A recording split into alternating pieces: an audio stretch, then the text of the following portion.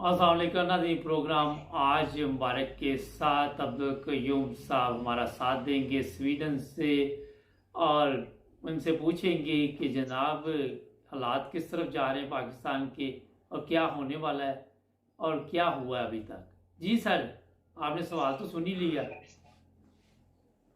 हाँ जी। अभी दो दो तीन पॉइंट्स बहुत जरूरी हैं मुबारक साहब। एक तो इमरान खान का जो एक जमे गफीर जिसको कहते हैं, कि मेरे ख्याल में लाखों दुनिया पिंडी में आई, और जिसको राना सनाउल्लाह कह रहा था 14,000 है, 15,000 बंदे हैं। अगर ये 15,000 भी नहीं ला सकता तो हम पुलिस के बंदे सिविल कपड़ों में भेज के इसकी इज्जत बनाएंगे। ये राना का रिएक्शन था लाखों दुनिया के मजमे पर। वहां से पता लगता है ये कितने बदनीयत लोग हैं और कितने घटिया लोग हैं। देखें, इमरान खान ने जो असेंबलियों को तोड़ने की बात की, वो जो माहिरीन है, जो कानून के माहिरीन है, वो कहते हैं ये सब कुछ हो सकता है। लेकिन आपको पता है ये जो गवर्नमेंट बैठी है, ये गुंडों की गवर्नमेंट है। इसमें तो अगर 13 पार्टी है तो 13 किस्म की खसलतें हैं इनके अंदर। कोई कातिल है, कोई कोई कोई मनी लॉन्डर है, कोई फ्रॉडी है, कोई चोर है, कोई चक्का है। तो वो इतने सालों से जो मुल्क लूट रहे हैं, तो उनके पास भी बड़े बड़े तरीके हैं कैसे रोकना है। लेकिन चीफ ऑफ आर्मी स्टाफ के तब्दील होने से, जैसे आज आखिरी दिन है बाजवा साहब का और नया जनरल आ गया है, उसके बारे में मीडिया बड़ा पॉजिटिव पॉइंट्स दे रहे हैं कि अच्छा जनरल है, खानदान ये मुतवस्सित तबके का जनरल है। इसका बाप एक टीचर था और इसका भाई आज भी एक टीचर है, वहां पिंडी में एक सरसिया स्कूल में पढ़ा रहा है। ये खुद भी आम स्कूलों में पढ़ा है। तो इसके लोग जो मोहल्ले वाले हैं वहां पे, वो सब कह रहे हैं कि बहुत अच्छी फैमिली है और ये बहुत अच्छे काम करेगा। अगर ये जनरल, इसके ऊपर बड़ी जिम्मेदारी ये आ गई है कि एक तो गवर्नमेंट जो ऊपर बैठी है वो गुंडों की और लुटेरों की गवर्नमेंट है। उसके साथ इसकी कैसे हैंडलिंग चलेगी। आप देखें मुबारक साहब कि अगर पाकिस्तान की इकानमी कल रात को एक चैनल के ऊपर वो कह रहे थे 93% पाकिस्तान जो है उसकी इकानमी बैठ गई, 93%, 7% बच गई है। तो वो कहते हैं कि एक्चुअली पाकिस्तान ऑलरेडी दिवालिया हो चुका है, जैसे हम भी बात करते रहे। तो लेकिन ये इधर उधर करके अभी बचने की कोशिश कर रहे हैं, लेकिन इनको कोई पैसा नहीं दे रहा। ये तुर्की भी गया था तो वहां उनके पाँव चाटे हैं उसने, लेकिन उन्होंने इसको लिफ्ट नहीं दी। और बाकी मुल्कों IMF इनको लिफ्ट नहीं दे रहा, क्योंकि उनको पता है ये सारे बुरे लोग हैं, ये चोर लोग हैं। चाइना इनको लिफ्ट नहीं दे रहा, अरब इनको लिफ्ट नहीं दे रहा, ऑलरेडी उधार लिया हुआ है। तो जब 93% की मुल्क की इकानमी डाउन हो जाए तो वो तो 100% दिवालिया हो चुका है। अभी चीफ ऑफ आर्मी स्टाफ को ये पता होना चाहिए कि अगर मुल्क दिवालिया हो गया तो फौज को कैसे कंट्रोल करेंगे। फौज का इतना खर्चा, आप एक एटमी असासे रखते हैं, उसको कैसे आप संभालेंगे। तो ये मेरे ख्याल में ये गवर्नमेंट को ये आज तो नहीं, कल जो है वो कमांड हैंड ओवर होगी। बाजवा कल देगा इसको अपनी जो उसकी 4 स्टार की जो पावर होती है इसको दे देगा। फिर ये भी मैंने पढ़ा है, कुछ लोगों ने कहा है कि ये आते ही सबसे बड़ी चेंजेस करेगा। बाजवा का सारा स्टाफ हटाएगा, जितने जनरल इसके आगे पीछे थे उनको उठा के उधर फेंकेगा। DGSI चेंज करेगा, DGIS PR को चेंज करेगा, अपना पर्सनल स्टाफ चेंज करेगा।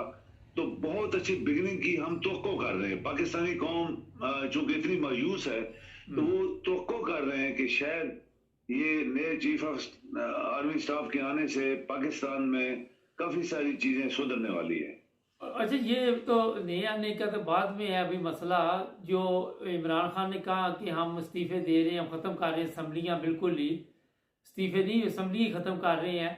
आप क्या देखते हैं इसके बाद ये क्या करेंगे?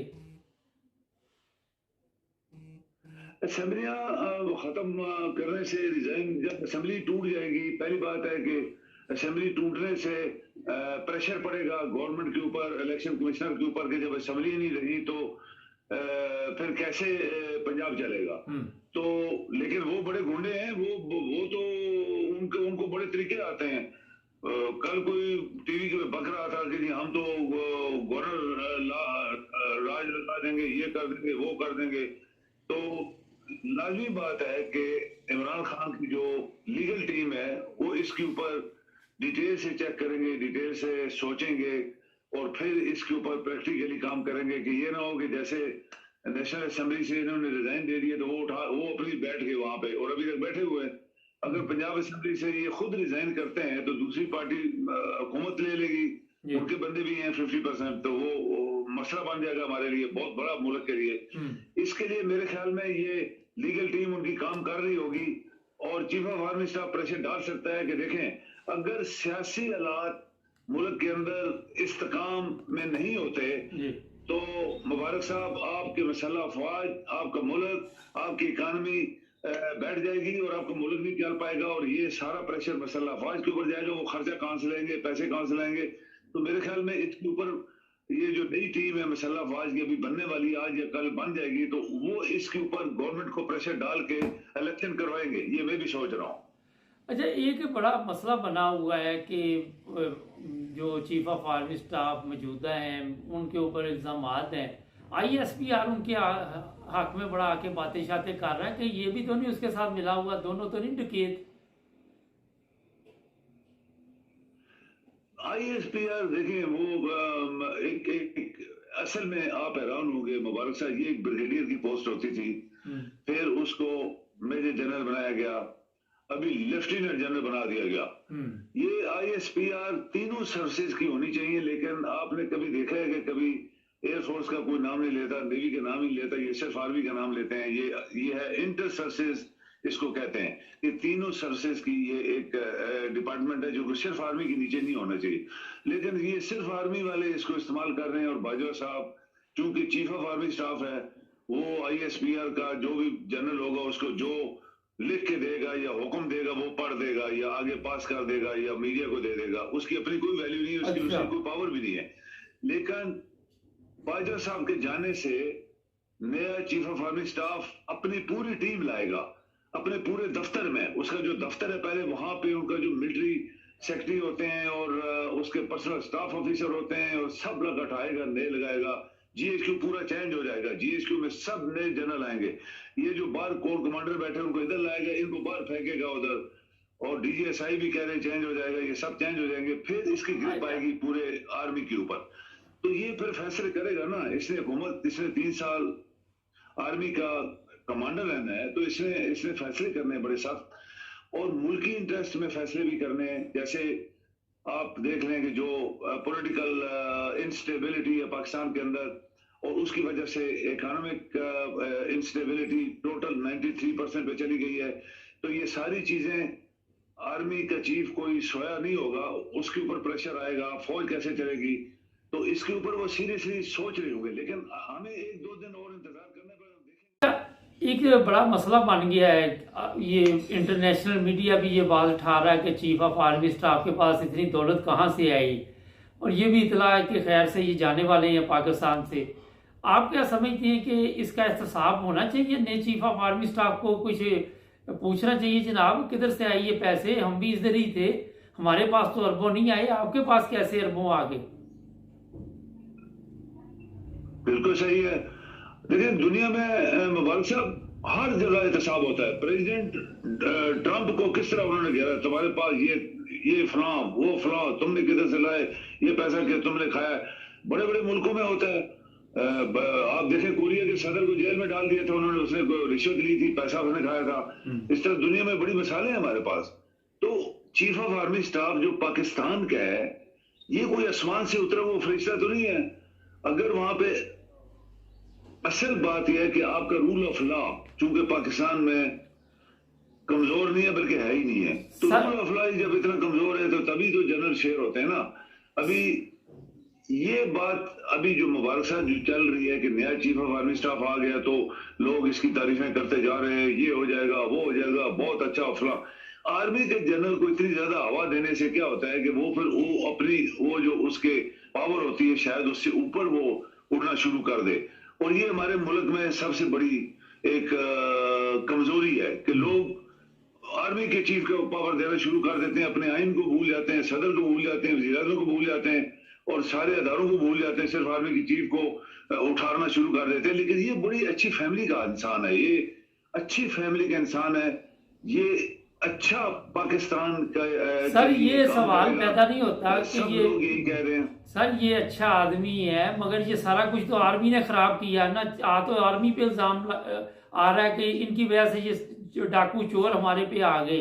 अब बगैर आर्मी के ये जाते भी नहीं है। आपको पता है इस चीज का भी है कि अगर आर्मी अभी सियासत में दखल अंदाजी नहीं देगी तो ये तो वैसे ही हो जाएंगे सब।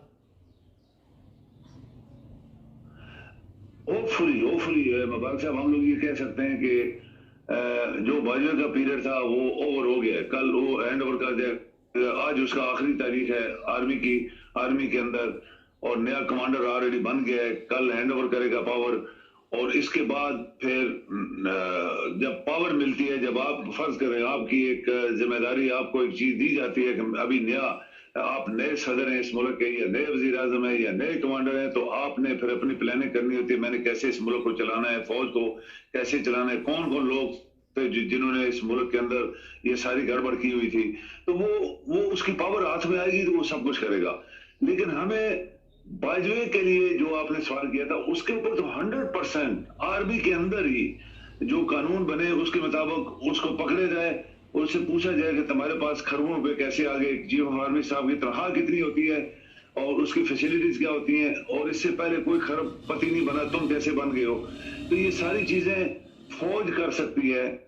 सिविल अदारे तो आपको पता है वो तो नजदीक भी नहीं जाते फौज के, तो अगर फौज के अंदर अदारा जो उनका अपना है वही उसको पकड़े तो वहां सवाल जवाब इससे करे तो फिर लाजमी बात है उसका कोई ना कोई रिजल्ट निकलेगा। और मेरे ख्याल में स्ट्रांग इसके ऊपर एक्शन आना चाहिए, क्योंकि ये फिर मुल्क के लिए पहले जो कुछ हो गया सो हो गया, लेकिन अगर आपने नई बिगनिंग करनी है तो इस बंदे के बाद बिल्कुल लीगली कानून सख्त तरीन होने चाहिए ताकि कोई बंदा दोबारा ये काम ना करे। लेकिन लोग ये कह रहे हैं, लोगों के तबसरे हैं कि ये बंदा जो नया पाकिस्तान को मिल गया है ये अच्छे काम करेगा। चले, अब सबको अच्छी उम्मीद भी रखनी चाहिए। अच्छा एक चीज बताइए, कहीं से तो हमें आगाज करना पड़ेगा ना। जब तक हम अपने अंदर से एहतसाब नहीं करेंगे दूसरों का कैसे पूछ सकते हैं। ऐसे ही है, कौमें अपना एहतसाब करती हैं।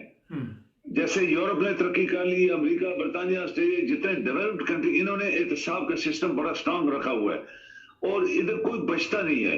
वजीर आजम था तो उसको ये नो, कोई वजीर आजम नहीं है, यहाँ पे हर बंदा जो गलत काम करेगा वो फंस जाएगा और उसको तेजी के साथ उसको वो कहते हैं कि रिजाइन कर, उसी दिन रिजाइन करके जाते हैं। सिर्फ ये पाकिस्तान के अंदर ये लोगों ने, अदारों ने जो है वो किसी एक अदारे को या किसी दो अदारों को ऊपर आसमान पे उठा के लेकर उसके नीचे लेट गए, फिर वो उनके पांव चाटने शुरू हो गए।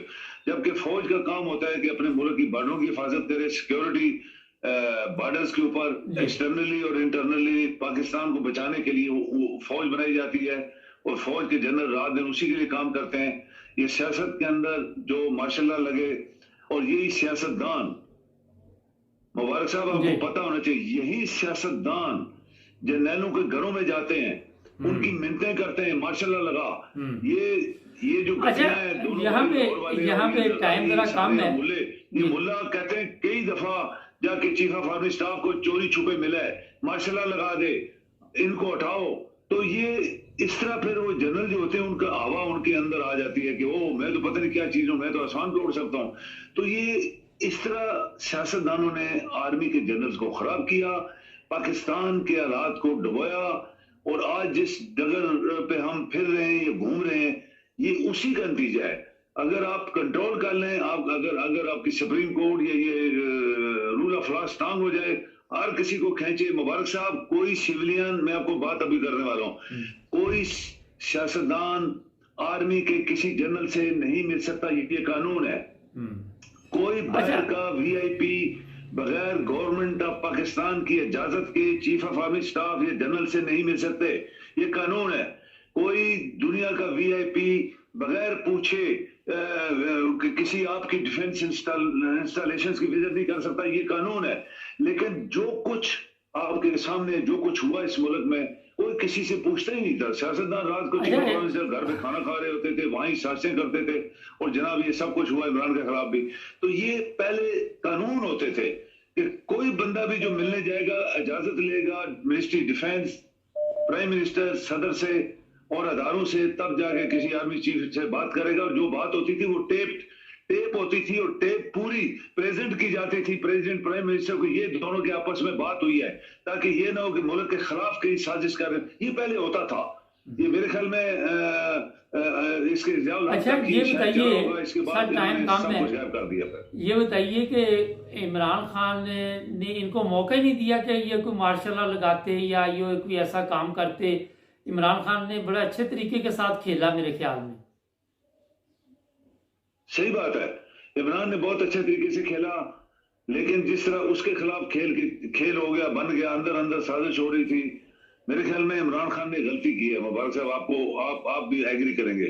जब इसको पता लग गया था कि ये सारे साजिशी लोग इकट्ठे हो रहे हैं, तो इसका काम था असेंबली तोड़ देना। इमीडिएटली, पता ही ना इनको लगता, असेंबली तोड़ देता, नए इलेक्शन करवा देता। तो ये जो अभी हम 6 महीने में ये कौम जिस हिसाब से गुजर रही है, एक और यहाँ पे आप ठीक कह रहे हैं, ये असेंबलियां तोड़ देता उस वक्त तो इमरान खान को लोग पसंद भी नहीं ज्यादा कर रहे थे, लोग वो इतने हामी भी नहीं थे ना इमरान खान के।